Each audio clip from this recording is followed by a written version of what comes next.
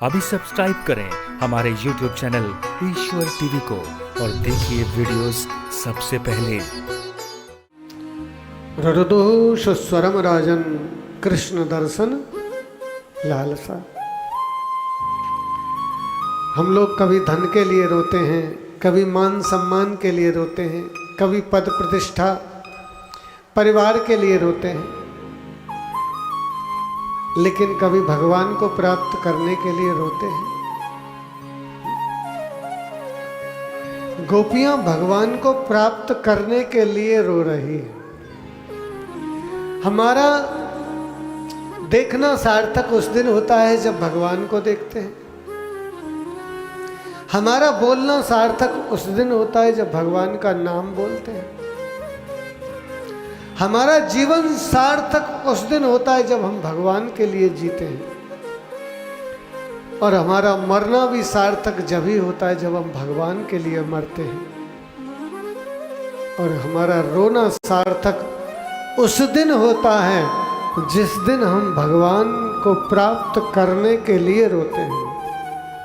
रुदुः सुस्वरम राजन कृष्ण दर्शन।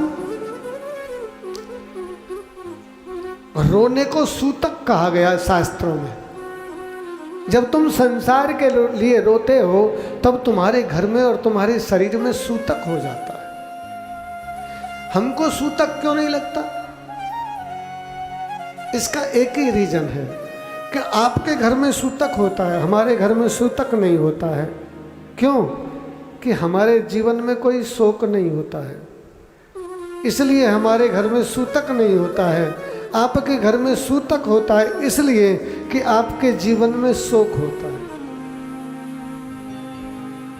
कभी अभाव का, कभी धनाभाव का, कभी मान अभाव का, कभी संतान अभाव का, कभी किसी मृत्यु का।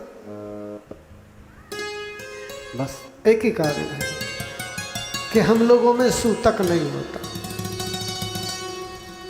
हमारे यहाँ तो मृत्यु हुई, जब तक वो मुर्दा रखा है तब तक सूतक है।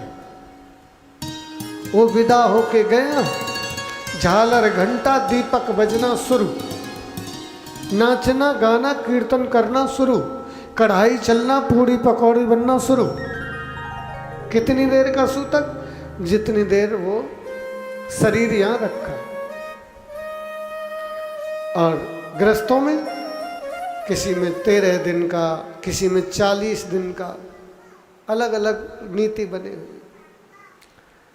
लेकिन हमारा सूतक उसी दिन नष्ट हो जाता है जिस दिन हम ये अश्रु है ना, कृष्ण की प्राप्ति के लिए बहाने लगते हैं।